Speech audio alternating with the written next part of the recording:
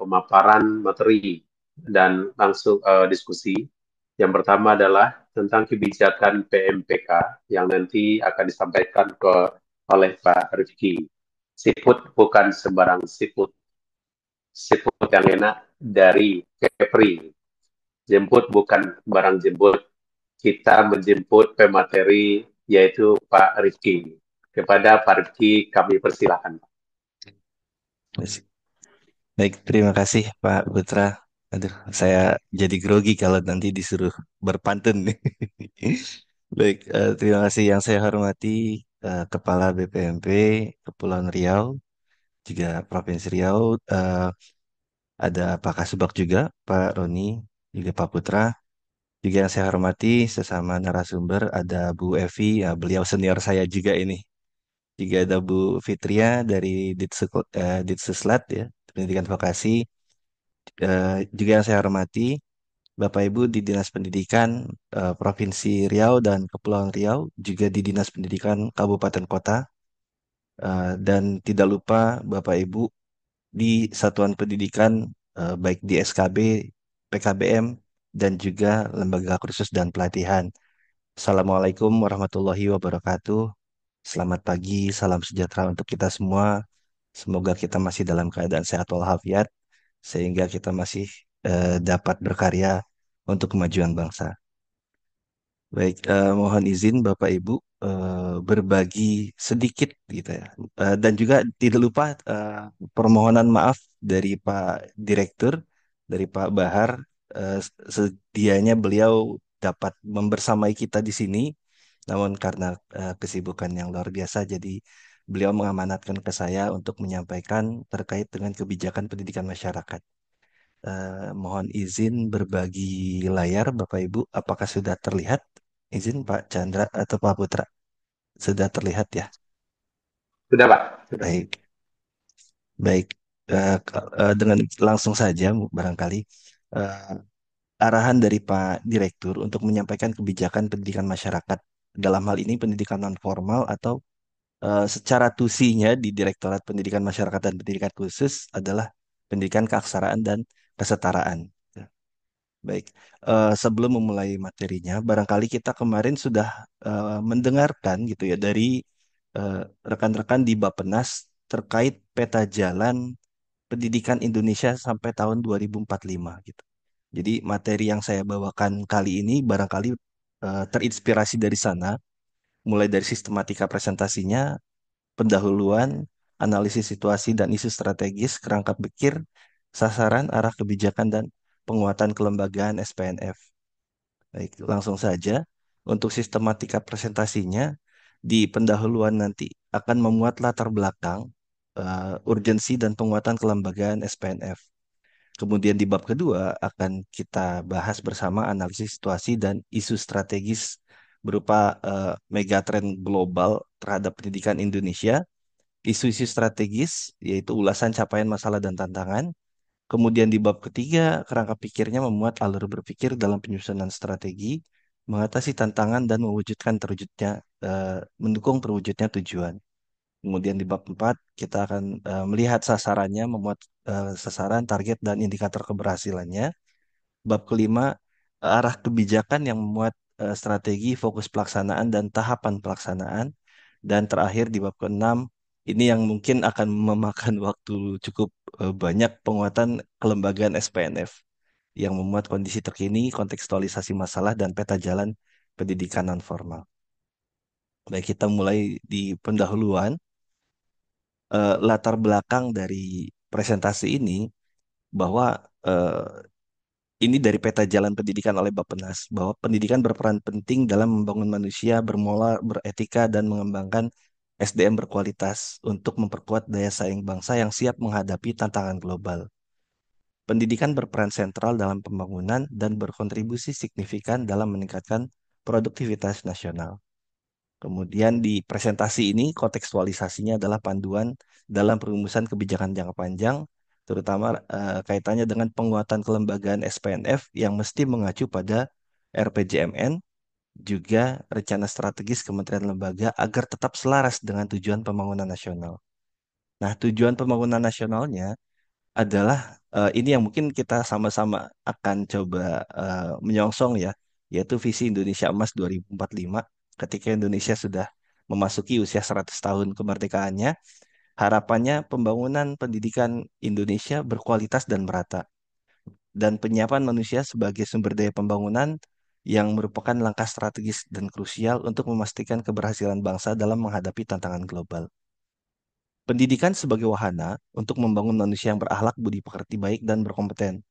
Sehingga satuan pendidikan, penyelenggara pendidikannya juga mesti mengakomodasi dari tujuan ini, gitu. Dan pendidikan juga sebagai sarana mobilitas sosial dalam mengatasi kemiskinan. Hal ini mungkin di satuan pendidikan non formal melalui muatan keterampilan dan pemberdayaannya dapat menjadi jembatan untuk mobilitas sosial ini, dan pendidikan untuk penguatan SDM pembangunan Indonesia agar dapat berkontribusi di panggung dunia. Ini mungkin sifatnya nanti akan berkolaborasi lintas kementerian lembaga untuk sama-sama tujuannya membangun visi Indonesia Emas 2045. Kemudian analisis situasi dan isu-isu strategisnya dari paparan Bappenas kemarin ada 6 isu strategis dari tren global gitu, yang memiliki dampak signifikan terhadap pendidikan di Indonesia. Yang pertama adalah kemanusiaan universal dan kewarganegaraan global. Jadi kita sudah sejak lama ya, beberapa tahun lalu sudah memasuki era globalisasi. Kemudian pada tahun 2050 sekitar 68% dari penduduk dunia diproyeksikan tinggal di kawasan perkotaan, dan 90% pertumbuhannya terjadi di emerging economies atau di negara berkembang, gitu. Jadi pesatnya kawasan perkotaan ini perlu diiringi dengan penyediaan layanan pendidikan yang optimal. Kemudian dari demografi penduduk dunia juga nanti akan berpengaruh terhadap potensi untuk menjadi kekuatan ekonomi besar di masa depan. Juga perubahan landscape lapangan kerja eh, yang mana nantinya gitu ya akan banyak tenaga kerja manusia yang digantikan oleh mesin, meliputi operator. Jadi pekerja dan keterampilan dasar serta pekerja pertanian terampil gitu ya, itu nanti akan tergantikan oleh mesin. Ini menjadi suatu keniscayaan gitu. Sementara itu, sebesar 62% pekerjaan baru akan hadir dari sektor konstruksi, transportasi, pariwisata, dan industri retail. Kemudian pendidikan di tengah perkembangan teknologi saat ini kita sudah memasuki era digital ya, teknologi informasi 4.0, barangkali nanti sudah eh, menyambut juga civil society 5.0 gitu ya, bahwa teknologi sudah erat kaitannya dengan keseharian gitu. Bahkan ketika eh, yang suka bola gitu ya, ketika kemarin pertandingan timnas Indonesia lawan Bahrain gitu ya, apa namanya, terjadi keputusan yang kontroversial dari wasit gitu ya.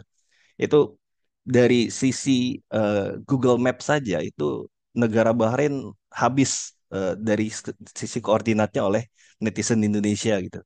Bahkan di survei tercatat bahwa masyarakat Indonesia adalah masyarakat yang paling cerewet di dunia gitu, dengan 1.500 tweet per hari gitu. Ini teknologi yang saat ini sudah tidak lepas dari eh, kehidupan sehari-hari kita gitu. Kemudian yang terakhir adalah perubahan iklim, yang mana saat ini sudah banyak terjadi kerusakan lingkungan dan polusi, sehingga nanti kurikulum yang kita akomodir dalam dalam kurikulum Merdeka nanti juga akan eh, apa ya, beradaptasi dengan perubahan iklim itu. Nanti bisa jadi kurikulum berbasis satuan pendidikannya akan lebih banyak menghadapi tantangan terhadap perubahan iklim ini. Namun dari masalah-masalah yang tadi disebutkan, masalah yang paling utama adalah akses pendidikan yang berkualitas masih belum merata, Bapak dan Ibu sekalian. Kenapa? Karena mulai dari layanan PAUD saja, akses dan partisipasi pendidikan anak usia dini masih rendah. Ditunjukkan dari 64,79% anak kelas 1 SD ini yang pernah menempuh PAUD. Jadi di SD saja itu yang sudah menempuh PAUD baru di angka 64%.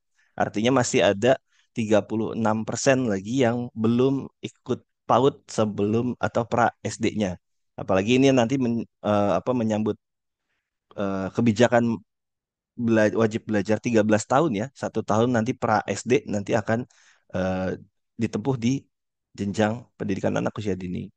Kemudian angka partisipasi kasar PAUD untuk 2023 ada di angka 36,36%. Dan masih 29.830 desa kelurahan tidak memiliki satuan PAUD atau layanan PAUD yang ada di SKB dan PKBM sebagai satuan PAUD sejenis, gitu. Dan pemanfaatan bantuan saat ini sudah cukup eh, luar biasa sebetulnya, tapi masih belum optimal dan kurang didukung juga oleh infrastruktur.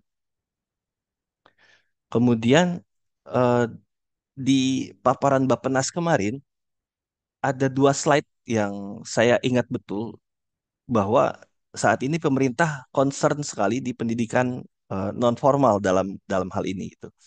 Yang yaitu melalui kebijakan di anak apa fokus di anak usia sekolah yang tidak sekolah gitu ya, usia 6 sampai 18 tahun yang baik itu putus sekolah maupun lulus tapi tidak melanjutkan gitu ya. Ada 4,4 juta anak usia sekolah yang tidak sekolah yang ini menjadi sasaran dari pendidikan non formal nantinya. Kenapa? Nanti ketika pemerintah daerah merekrut kembali anak usia sekolah yang tidak sekolah ini untuk kembali belajar di baik itu di formal maupun non formal, maka satuan pendidikan harus siap dengan perangkat yang dibutuhkan gitu. Terlebih anak-anak ini sudah merasakan atmosfer sekolah gitu. Jadi kalau sudah pernah merasakan sekolah dengan apa namanya faktor utamanya yaitu ekonomi, hambatan sosial budaya, keterbatasan akses, bahkan kurangnya relevansi pendidikan dengan kebutuhannya gitu ya. Maka banyak yang ketika kembali sekolah nantinya tinggal tunggu waktu kapan akan putus sekolah kembali gitu. Makanya perlu perlu apa namanya? Perlu peningkatan kualitas layanan yang terintegrasi dengan kebutuhan masyarakat yang relevan seperti itu. Kemudian dari kalau kita bicara kualitas juga gitu ya, ternyata di jalur pendidikan non formal yang tadinya diproyeksikan sebagai alternatif gitu ya, sebagai opsi dari pengentasan anak usia sekolah yang tidak sekolah ini, meskipun secara partisipasinya meningkat sejak tahun 2016 gitu ya, dari jumlahnya hanya 109.000 yang terdata di Dapodik saat itu menjadi 1.600.000 1.693.000 di tahun 2021 gitu. Namun dari layanan yang diberikan kepada 1.600.000 peserta didik ini, PKBM dan SKB yang saat ini jumlahnya ada 10.400-an, 50% diantaranya, 55% diantaranya belum terakreditasi. Jadi kualitas yang ditunjukkan sebagai bentuk akuntabilitas pengelolaan satuan pendidikan di SKB dan PKBM ternyata masih belum apa namanya masih belum mencerminkan bahwa eh, ini adalah amanat undang-undang yang mana pasal 31 berbunyi setiap warga negara berhak mendapatkan pendidikan yang layak seperti itu ya. Tapi kelayakan dari penyelenggaraan pendidikannya masih belum tercerminkan di angka 55% karena belum belum terakreditasi ini atau belum diakreditasi. Kemudian dari outputnya juga kualitas layanan pendidikan di Indonesia ternyata masih menduduki di peringkat ke-6 dari 7 negara terkait dengan skor PISA-nya gitu ya. Di rata-rata OECD kita masih jauh dari angka rata-rata untuk literasi, numerasi, dan sains gitu. Kemudian eh, untuk penyediaan layanan untuk di PAUD gitu ya. Sementara ini di PAUD sudah sangat luar biasa, gencar sekali untuk peta jalan PAUD-nya gitu ya. Namun ternyata masih mengalami hambatan sinkronisasi, minimnya sosialisasi sampai dengan belum optimalnya pemahaman pendidik terhadap PAUD yang holistik dan integratif gitu. Oke. Kemudian kualitas tata kelola juga ya di satuan pendidikan, terutama di pendidikan non formal masih belum optimal gitu ya. Karena di catatan Bappenas dibunyikan kurangnya kapasitas kepala satuan pendidikan sebagai pemimpin pembelajaran. Nah, di sini saya coba mau merefleksi sedikit ke belakang di Permendikbud 81 tahun 2013 tentang pendirian SPNF yang mana satuan pendidikan nonformal bisa didirikan oleh orang perorangan, kelompok orang dan berbadan hukum gitu. Makanya ketika PNF didirikan oleh orang perorangan disebutnya ketua PKBM. bukan kepala PKBM gitu. Padahal secara prinsipnya kalau kita mau menuju ke profesionalisme penyelenggaraan, perlu dibagi tugas antara ketua dan kepala, gitu. Kalau kepala satuan pendidikan memang fokusnya hanya di pemimpin pembelajaran, gitu, organisasi pembelajarannya gitu. Nah, ketua penyelenggara satuan pendidikan nanti fokusnya akan ke operasional dari penyelenggaraan satuan pendidikannya gitu. Sebagaimana di Juknis BOSP ya di Permen 63 pasal 66 seingat saya, satuan pendidikan yang diselenggarakan oleh pemerintah di ayat satunya yang tidak menerima BOSP maka operasionalnya dikembalikan ke pemerintah daerah, gitu. Di ayat 2-nya, satuan pendidikan yang diselenggarakan oleh masyarakat dalam hal ini swasta gitu ya, yang tidak menerima BUSP maka operasionalnya dikembalikan ke Badan Hukum Penyelenggara. Nah, ketika PKBM yang 100% adalah swasta ini tidak punya Badan Hukum Penyelenggara atau eh, dikepalai sekaligus diketuai gitu ya, maka akan kesulitan ketika membagi tugas antara peran pemimpin pembelajaran dan peran pemimpin penyelenggara satuan pendidikan. Oke, kerangka pikir dari presentasi ini ada 4 pilar yang disampaikan oleh Bappenas kemarin untuk membangun peradaban bangsa dengan mewujudkan manusia yang beriman, bertakwa kepada Tuhan Yang Maha Esa dan seterusnya di ditopang oleh pilar pertama akses pendidikan yang berkeadilan. Kemudian pilar kedua mutu pendidikan yang holistik dan kontekstual. Pilar ketiga relevansi pendidikan dengan tujuan pembangunan nasional. Dan pilar keempat tata kelola pendidikan yang partisipatif dan akuntabel. Yang mana hal ini didasari kolaborasi pemangku kepentingan, juga reformasi birokrasi dan koordinasi lintas sektor, juga kerangka kelembagaan, kerangka regulasi dan pendanaan. Oke. Kita masuk ke sasaran Bapak Ibu sekalian. Sasaran pendidikan yang berkualitas dan merata saat ini, proyeksi kualifikasi pendidikan SDM manusia Indonesia semakin tinggi jenjang pendidikannya, maka indeks pembangunan manusia semestinya semakin meningkat gitu ya. Tapi kita lihat di data yang disampaikan oleh Bappenas kemarin, rata-rata nilai PISA kita masih jauh berada di bawah rata-rata standar capaiannya gitu ya. Kemudian dari rata-rata lama sekolah penduduk usia 15 tahun ke atas itu baru ada di angka 9,13. Ya, artinya masyarakat Indonesia usia 15 tahun ke atas belum tuntas wajib belajar 12 tahun itu. Jadi tingkat pendidikannya baru di angka 9,13 tahun. Nah, ini nanti jadi PR supaya eh, wajib belajar 12 tahun, mungkin tahun depan 13 tahun itu bisa terrealisasikan ke depannya nanti. Dan harapan lama sekolah masyarakat Indonesia sudah cukup tinggi gitu ya. Artinya harapan ingin bersekolahnya di angka 13 tahun, artinya sudah ingin tamat SMA atau SMK sederajat, gitu ya. Ke depan nanti kita proyeksinya akan lebih meningkat untuk bisa sampai ke tingkat sarjana gitu atau S1. Kemudian di Provinsi Riau atau nanti mungkin bisa ditelusuri lagi melalui PD Data Kemdikbud ya. Ini di Verval ATS. Ini adalah jumlah sasaran kita yang mungkin bisa kita proyeksikan dalam dalam saat ini gitu ya.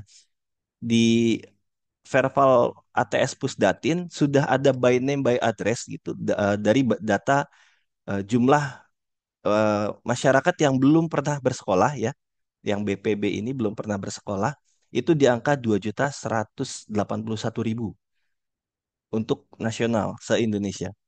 Kemudian yang jumlah drop out dan lulus tidak melanjutkan totalnya ada 4.189.661 orang. Yang mana untuk Provinsi Riau ada 44.000 masyarakatnya belum pernah bersekolah dan 110.000 masyarakatnya yang putus sekolah. Dan ini perlu dikonfirmasi nantinya.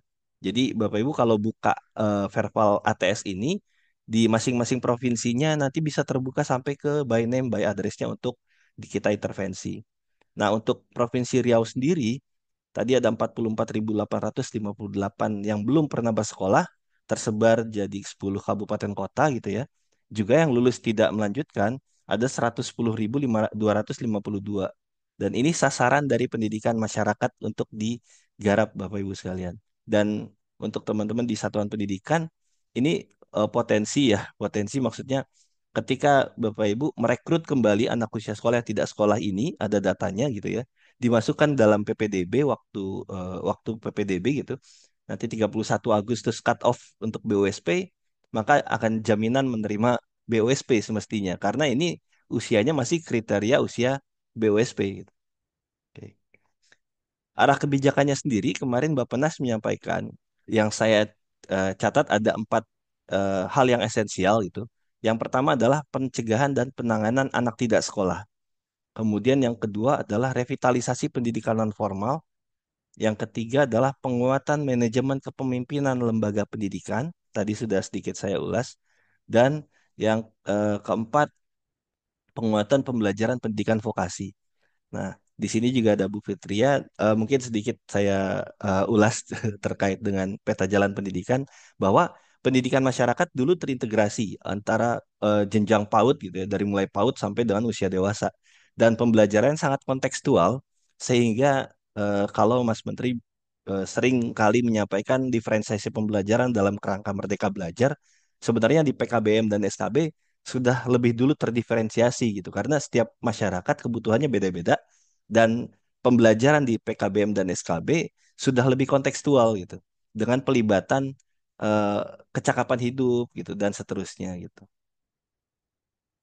Selanjutnya penguatan kelembagaan SPNF mungkin ini yang perlu untuk kita sama-sama eh, pahami dan sadari terkait kedudukan pendidikan non formal dalam sistem pendidikan nasional. Bapak Ibu sekalian, sebelum adanya komitmen apa di SDGs gitu ya, di Sustainable Development Goals, dulu ada deklarasi Dakar yang mencetuskan education for all, gitu. Pendidikan untuk semua, gitu. Kemudian di Sustainable Development Goals, kita ada di poin keempat, pendidikan bermutu, memastikan pendidikan yang inklusif, berkualitas setara, juga mendukung kesempatan belajar seumur hidup bagi semua. Jadi di SDGs ini kita punya porsi gitu ya untuk pendidikan sepanjang hayat, terutama yang berkualitas. Nah, secara prinsip sejalan dengan SDGs, prinsip dasar penyelenggaraan pendidikan non formal adalah lifelong learning, yaitu proses belajar terjadi seumur hidup, walau dengan cara yang berbeda dan proses yang berbeda. Inilah diferensiasi pembelajaran.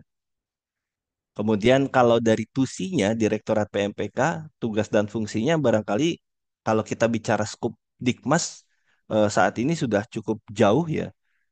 Dulu pendidikan masyarakat, kemudian ada pendidikan non formal dan informal. Nah, saat ini di pendidikan masyarakat, pendidikan khusus secara tusi mengampu pendidikan keaksaraan dan kesetaraan dalam konteks pendidikan masyarakatnya. Selain ada pendidikan khusus dan layanan khusus. Mulai dari pendidikan keaksaraan, dasar hukumnya adalah mulai dari Instruksi Presiden Nomor 5 2006 tentang Gerakan Nasional Percepatan Penuntasan Wajib Belajar Pendidikan Dasar 9 tahun dan penuntasan buta aksara. Kemudian ada Permendiknas Nomor 36 Nomor 35 tahun 2006 tentang panduan pelaksanaan Gerakan Nasional Percepatan Penuntasan Wajib Belajar Pendidikan Dasar 9 tahun dan pemberantasan buta aksara. Nanti mungkin dan ini akan diupdate ketika ada kebijakan wajib belajar 13 tahun eh, yaitu 12 tahun di Dikdas dan 1 tahun pra SD-nya gitu. Nah, untuk pendidikan keaksaraan sendiri ada Permendikbud RI nomor 46 tahun 2014, nomor 86 tahun 2014 tentang pedoman penyelenggaraan pendidikan keaksaraan dasar. Juga Permendikbud nomor 42 tahun 2015 tentang penyelenggaraan pendidikan keaksaraan lanjutan. Nanti ada grand design untuk pendidikan keaksaraan dan kesetaraan. Ya. Ini grand design-nya Bapak Ibu sekalian bahwa di Permen 86 2014 tentang keaksaraan dasar, warga masyarakat usia 15 sampai 15 tahun yang belum bisa baca tulis dan hitung, maka itu adalah sasaran dari keaksaraan dasar. Nah, keaksaraan dasar ini meliputi daerah terpadat dan komunitas adat terpencil atau daerah khusus, gitu ya. Kemudian evaluasi kemampuan calistungnya standar dari keaksaraan dasar Maka setelah menempuh pembelajaran keaksaraan dasar di Permendikbud 86 ini ada sekian ratus jam pertemuan gitu ya untuk pembahasan pembelajarannya, maka diberikanlah surat keterangan melek aksara, sukma. Jadi ada sukma dasar, ada sukma lanjutan. Nah, ketika sudah mendapatkan surat keterangan melek aksara untuk keaksaraan dasarnya, seseorang bisa melanjutkan ke keaksaraan lanjutan dalam dua konsep, apakah itu multi keaksaraan, di dalamnya ada tema iptek, kesehatan, olahraga, seni budaya, politik, kebangsaan, dan profesi keahlian pekerjaan, atau keaksaraan usaha mandiri yang sifatnya lebih ke entrepreneurship. Nah, setelah menerima sukma lanjutan di multi keaksaraan ini atau di keaksaraan lanjutan ini, ada penghargaan sukma lanjutan ini dihargai setara kelas 3 sehingga pemegang sukma itu bisa lanjut ke kelas 4 paket A setara SD. Nantinya mendapatkan ijazah setara SD dan berkontribusi terhadap indeks pembangunan manusia dalam aspek lama belajar di daerah. Kemudian gerakan literasi sendiri sejak tahun 2016, Konvensi Dakar dari tahun 2015, bahkan di tahun 2012, waktu itu pendidikan masyarakat lewat Direktorat Bindikmas menerima penghargaan dari UNESCO Paris berupa King Sejong Literasi Prize tahun 2012. Kemudian terkait dengan target penurunan angka buta aksaranya sendiri, bulan September Oktober kemarin ketika Hari Aksara Internasional, kita sudah merilis angka capaian buta aksara 2023 yaitu di angka 1,8%. Artinya kita melebihi target yang kita sasar di angka 1,19% dari penurunan angka buta aksara. Namun di sini dipengaruhi juga oleh jumlah populasi sebagai perhitungan gitu ya.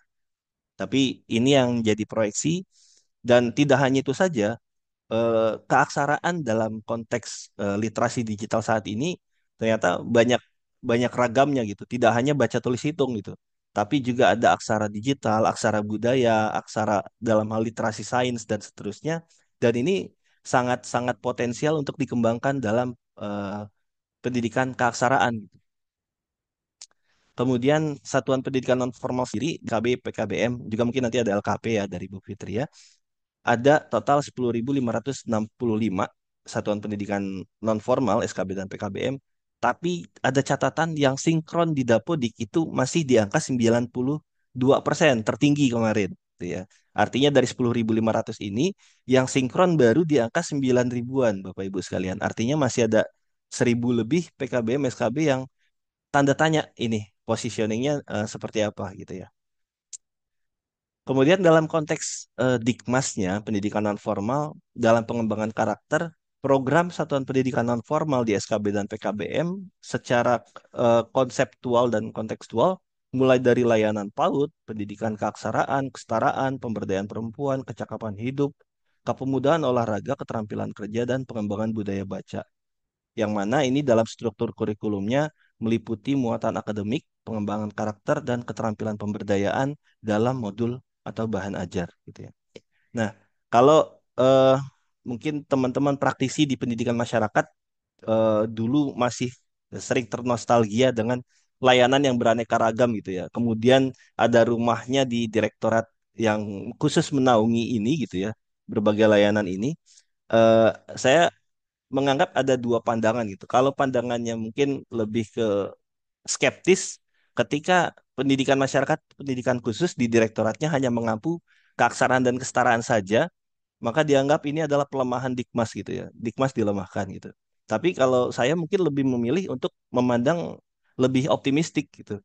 Ketika PAUD keaksaraan kesetaraan sudah punya direktorat sendiri, pendidikan pemberdayaan perempuan bahkan sudah punya kementerian sendiri yang mengampu pendidikan cakapan hidup di LKP gitu ya. Kemudian pendidikan kepemudaan olahraga ini ada kementerian sendiri yang mengampunya. Saya anggap ini adalah peluang gitu, peluang bagi satuan pendidikan non formal di SKB dan PKBM untuk mengakses layanan yang ada di masing-masing pengampunya gitu. Jadi bukan bukan artinya dilemahkan gitu ya Dikmas secara konseptualnya gitu. Justru ini nanti akan lebih kuat ketika masing-masing pengampunya punya layanan yang lebih dapat dikembangkan. Oke, dari sisi Undang-Undang Sisdiknas sendiri, pendidikan non formal pada pasal 26 ayat 6, hasil pendidikannya dapat dihargai setara dengan hasil program pendidikan formal setelah melalui proses penilaian penyetaraan oleh lembaga yang ditunjuk oleh pemerintah atau pemerintah daerah dengan mengacu pada standar nasional pendidikan. Nah, mungkin ini konteksnya adalah uji kesetaraan ya Bapak Ibu sekalian ya. Dan uji kesetaraan ini saya sampaikan lagi bukan penentu kelulusan gitu, tapi lebih kepada proses untuk penghargaan setara gitu ya. Tentunya mengacu pada standar nasional pendidikan. Begitupun di pasal 26 ayat 7, ketentuan terkait penyelenggaraan pendidikan non formal diatur dalam peraturan pemerintah. Di peraturan pemerintah yang existing saat ini, PP nomor 17 tahun 2010 tentang pengelolaan dan penyelenggaraan pendidikan, eh, mungkin saya cantum dulu di pasal 68 ayat 1, SDMI atau bentuk lain yang sederajat terdiri atas 6 tingkatan kelas. Jadi ini menjawab stigma masyarakat yang bilang bahwa belajar di paket A itu bisa langsung kelas akhir gitu ya. Jadi ternyata di PP 17 2010 pasal 68 terbantahkan gitu. Paket A tidak bisa langsung kelas akhir kecuali dia pemegang sukma yang tadi ya surat keterangan melek aksara, dia bisa langsung di kelas 4 karena sukma itu matrikulasi belajarnya dihargai setara kelas 3. Kemudian di ayat kedua, SMP, MTS, atau bentuk lain yang sederajat terdiri atas 3 tingkatan kelas. Juga dari paket B, paket C, mulainya dari kelas awal, tidak bisa langsung kelas akhir gitu ya. Kecuali kalau ada yang putus sekolah atau lulus tidak melanjutkan, maka secara prinsip ketuntasan belajarnya meneruskan dari yang ditinggalkan. Jadi kalau putus sekolah kelas 7 mau ke kelas 8 maka harus punya rapor kelas 7 gitu. Jadi nggak bisa putus sekolah kelas 7 tiba-tiba daftar di SKB dan PKBM untuk langsung kelas 9. Itu menyalahi prinsip ketuntasan belajarnya. Kemudian terkait dengan penyetaraan hasil pendidikannya di pasal 115, mungkin tadi di Undang-Undang Sisdiknas pasal 26 ayat 6 gitu ya. Hasil pendidikan non formal dapat dihargai setara dengan pendidikan formal setelah melalui uji kesetaraan yang memenuhi standar nasional pendidikan. Lagi-lagi kata kuncinya adalah standar nasional pendidikan. Nah, kita lihat posisi standar nasional pendidikan saat ini di PP nomor 57 tahun 2021. Ternyata standar nasional pendidikan sudah berlaku sama untuk formal dan non formal gitu ya. Jadi ketika standar nasional pendidikannya untuk jalur pendidikan formal dan pendidikan non formal sama, semestinya uji kesetaraan tidak lagi perlu gitu. Makanya di Permen 31 2023 tentang uji kesetaraan sifatnya pilihan, bukan jadi kewajiban. Oke. Kemudian dari standar nasional turunan dari PP 57 itu sudah berlaku sama, yaitu Permen 5 tentang SKL, Permen 7 tentang standar isi yang diperbaiki Permen 8 tentang standar isi, Permen 16 standar proses, Permen 21 standar penilaian, Permen 18 standar pembiayaan, Permen 22 standar sarpras, dan Permen 47 tentang standar pengelolaan. Satu lagi adalah standar PTK yang saat ini masih dibahas. Mungkin nanti Bu Evi bisa membantu menyampaikan. Oke. Jadi kalau bicara standar, barangkali saya sering dilempar apa namanya pernyataan, wah Mas Rifki nih non formal diformalin gitu. Jadi Bapak Ibu sekalian, pendidikan kesetaraan yang tadi disampaikan standarnya itu sudah sama, bukan berarti harus sama dengan apa yang ada di pendidikan formal gitu. Jadi serupa tapi tidak sama juga gitu. Artinya serupa belum tentu sama gitu. Nah, kalau dari prinsipnya, kalau kita bicara equality, kesetaraan, ya yang tidak dilantasi oleh prinsip keadilan, maka jadinya digambar seperti gambar atas ini gitu ya. Dikasihnya sama gitu. Modanya, sepedanya gitu ya, dikasihnya sama. Tapi ini tidak adil gitu. Nah, prinsip yang dijalankan pada pendidikan kesetaraan adalah equity gitu. Equity itu adalah kesejajaran atau berkeadilan. Nah, ini adalah gambaran dari konsep pendidikan yang berkeadilan gitu. Secara standar sama standarnya berupa moda transportasi dalam hal ini sepeda, tapi pemenuhan standarnya itu berbeda gitu. Bagi penyandang disabilitas, bagi orang yang tinggi, bagi perempuan, bagi anak-anak, ini tetap punya standar. Standarnya apa? Punya roda, bergerak gitu. Ada tuasnya, ada kemudinya, itu adalah standar gitu. Tapi pemenuhan standarnya berbeda dengan standar di pendidikan formal gitu. Kemudian strategi dan tantangan dalam meningkatkan akses pendidikan masyarakat, pemerintah maupun baik di provinsi maupun kabupaten kota itu punya amanat untuk memenuhi standar pelayanan minimal SPM gitu ya. Di PP nomor 2 2018. Nah, di pasal 5 pendidikan kesetaraan dalam hal ini masuk ke jenis pelayanan dasar pada pemerintah daerah kabupaten kota. Jadi, kabupaten kota punya kewajiban urusan untuk pendidikan kesetaraan. Oke. Kemudian salah satu strateginya, ini kenapa saya masukkan PPDB, karena Bapak Ibu mohon izin, saat ini masih belum berkolaborasi lintas bidang. Jadi PPDB-nya masih belum terintegrasi. Bidang PAUD PNF, bidang Dikdas, bidang Dikmen, bahkan bidang perencanaan di satu dinas pendidikan masih banyak yang belum terintegrasi layanannya. Sehingga ketika ada lulusan PAUD yang ingin mendaftar ke SD, itu, maka semestinya NISN yang dimiliki pada saat datanya di PAUD itu ditarik ke SD gitu ya. Tapi karena tidak terintegrasi, bisa jadi nanti yang sudah masuk ke SD, yang sudah tarik datanya ke SD, diinput ulang di paket A gitu. Atau sebaliknya, yang sudah masuk ke paket A, diinput ulang di SD. Maka ini menjadi data ganda dan nanti mengakibatkan datanya jadi residu gitu. Dan ini terjadi tidak hanya di formal, tapi di non formal juga sama gitu. Makanya ketika PPDB sebagai pintu utama pendataan mestinya terintegrasi antar bidang. Karena apa? Yang tahu lulusan PAUD untuk masuk ke SD itu adalah bidang PAUD. Tapi yang tahu daya tampung SD itu adalah bidang Dikdas di bidang SD itu. Maka ketika contoh di Kabupaten Pelalawan jumlah lulusan PAUD-nya ada 1.000 misalkan, tapi daya tampung SD-nya ada 700 misalkan. Maka yang 300 jadi kuotanya paket A dan seterusnya. Sehingga tidak lagi ada terjadi tarik-menarik data gitu. Kemudian ada input baru yang tidak melalui verbal di operator dinas sehingga mengakibatkan datanya ganda dan datanya menjadi residu. Nah, ini adalah pintu awal pendataan peserta didik di daerah. Oleh karenanya, mohon bantuan Bapak Ibu sekalian di Dinas Pendidikan, mari kita berkolaborasi, mari kita bersinergi dalam eh, pelaksanaan dan penyelenggaraan pendidikan. Oke.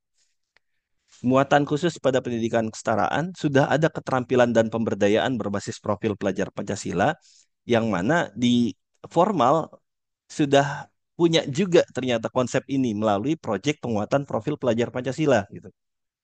Oleh karenanya pendidikan non formal perlu lebih mengedepankan kualitasnya nih kalau nggak mau disamain nih dengan formal. Formal udah punya P5 itu ya.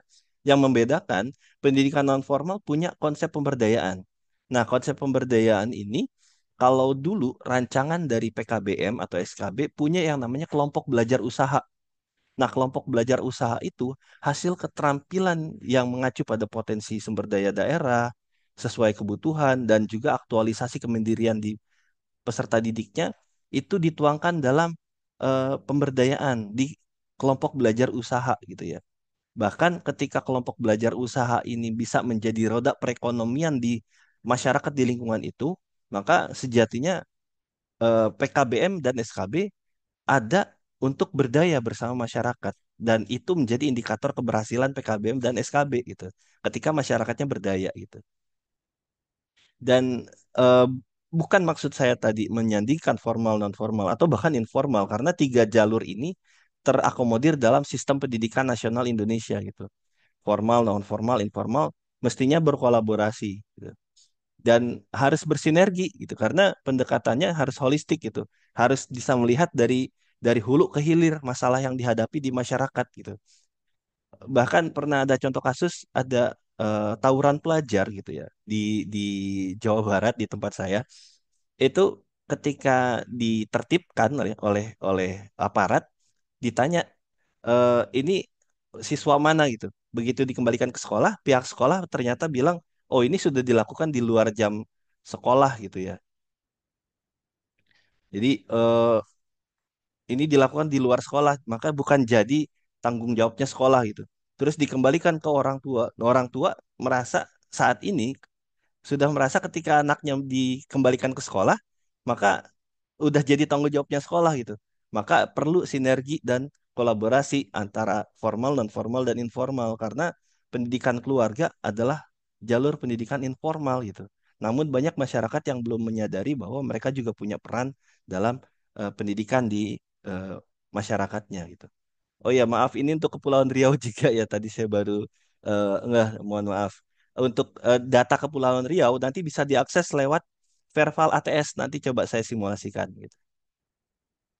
Oke, tantangannya itu kemudian ini yang mungkin eh, jadi catatan untuk kita semua terkait perizinan yang mana di daerah saat ini udah ada OSS ya, online single submission gitu. Tapi tidak kemudian itu menegasikan fungsi izin operasional. Karena izin pendirian di OSS mungkin sifatnya hanya untuk pendeklarasian bahwa satuan pendidikan ini berdiri secara kelembagaan gitu. Tapi secara operasional mesti ada evaluasi secara periodik dari pemerintah daerah. Kenapa? Karena ketika pendirian awal apakah PKBM itu memenuhi standar nasional gitu ya. Kalau tidak memenuhi, maka dikasihkan peluang gitu ya secara periode untuk perpanjangan izin operasional ketika sudah mau habis, maka harusnya standarnya sudah ada peningkatan gitu, tidak stuck di standar yang ada saja gitu. Kemudian yang jadi kendala utama juga adalah masalah fleksibilitas dan regulasi. Memang secara prinsip di Undang-Undang Sisdiknas pendidikan masyarakat itu dari, oleh, dan untuk masyarakat itu. Tapi tetap harus sesuai dengan koridor peraturan perundang-undangan. Jadi yang fleksibel itu adalah pembelajarannya. Administrasinya tidak bisa fleksibel, tetap harus kaku. Gitu. Bahkan banyak teman-teman di PKBM yang klaim saya belajarnya di balai desa misalkan, atau kami belajarnya di terminal gitu. Maka harus ada dokumentasi administrasi yang menunjang itu. Apa? Perjanjian kerjasama atau MOU antara satuan pendidikan dengan pemilik ruang publiknya, apakah itu kepala desanya atau apakah itu pimpinan terminal yang dimanfaatkan ruang publiknya, itu harus tertuang dalam dokumen administrasi. Dan secara standar, Bapak Ibu sekalian, standar proses dan standar sarana prasarana itu sangat fleksibel saat ini. Makanya kebijakannya merdeka kan, karena standar Sarprasnya itu ada di pasal 6 ya di Permen Standar Sarpras itu ada prinsip berbagi sumber daya gitu. Jadi kalau Bapak Ibu membelajarkan peserta didik dalam kondisi yang ideal di ruangan dengan luas 2 meter persegi, maka silakan diukur itu ruang balai desa berapa meter persegi gitu. Tapi harus ada dokumentasi administratif yang membuktikan bahwa betul belajarnya di sana gitu. Kemudian dari 8 SNP tadi sudah dijelaskan kontekstualisasinya serupa tapi tidak sama dengan pendidikan formal. Sesuai dengan konteks di lingkungan masing-masing gitu. Nah, ini juga menjadi masalah quality control, quality assurance. Ketika dihapuskannya ujian nasional, maka praktis tidak ada kendali lulusan. Gitu. Bahkan masih ada yang beranggapan bahwa ujian kesetaraan gitu ya, UK itu masih menjadi syarat kelulusan gitu. Padahal quality control, quality assurance dalam eh, evaluasi yang diselenggarakan saat ini di PP 57 itu menempel di pembelajaran Bapak Ibu.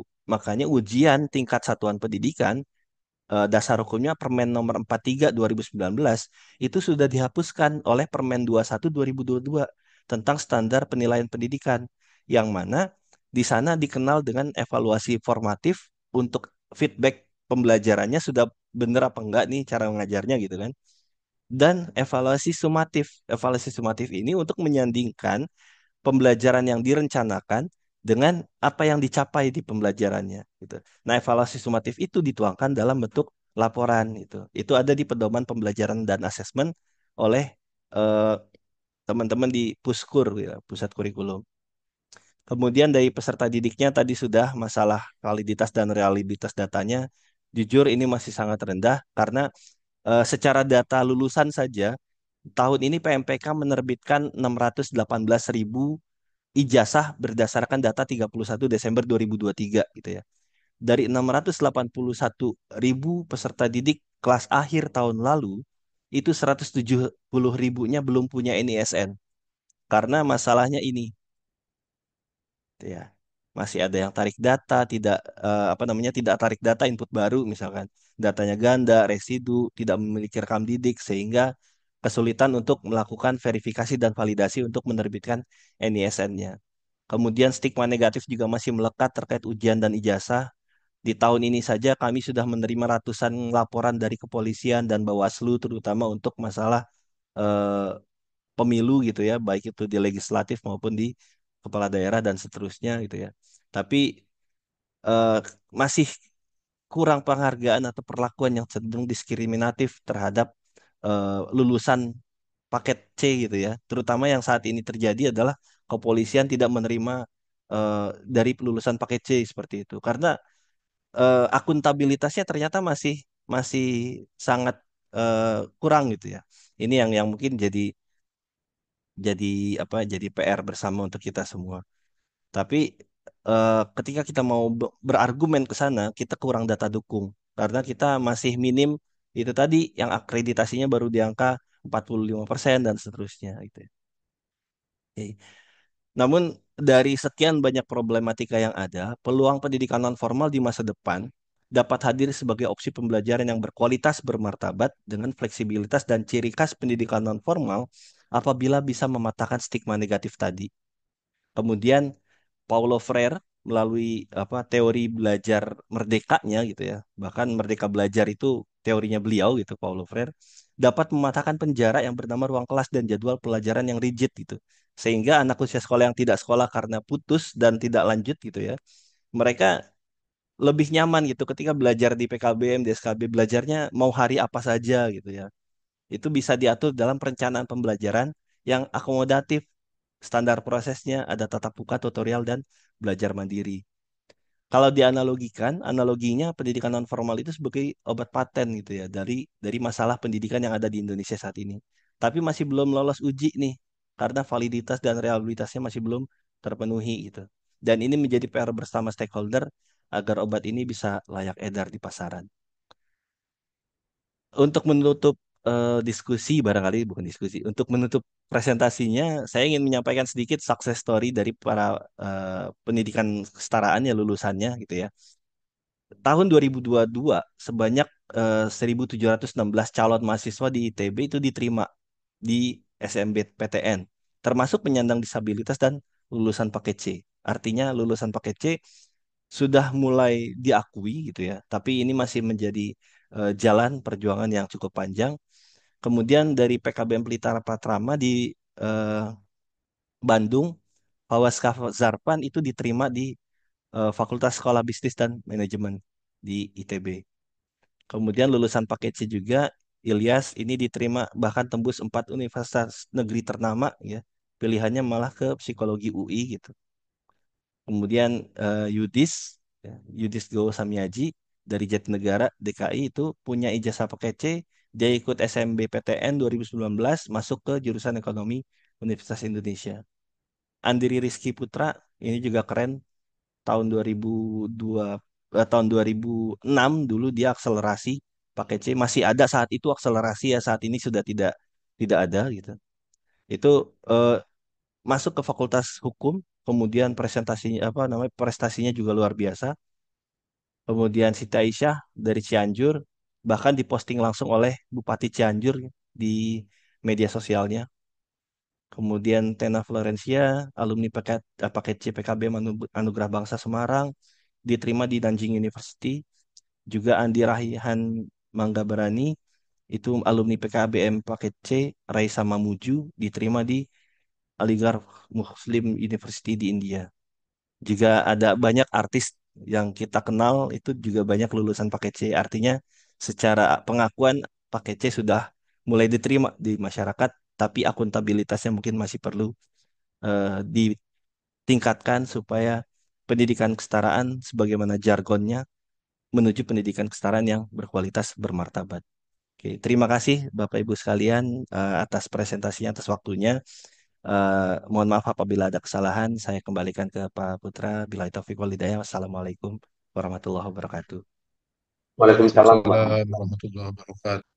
warahmatullahi biasa, Rizky, bahwa di dalam menuju Indonesia Emas 2045, kita berkolaborasi bersama-sama, termasuk juga PKB, PKBN, SKB ikut berkontribusi terhadap peningkatan pendidikan masyarakat kita.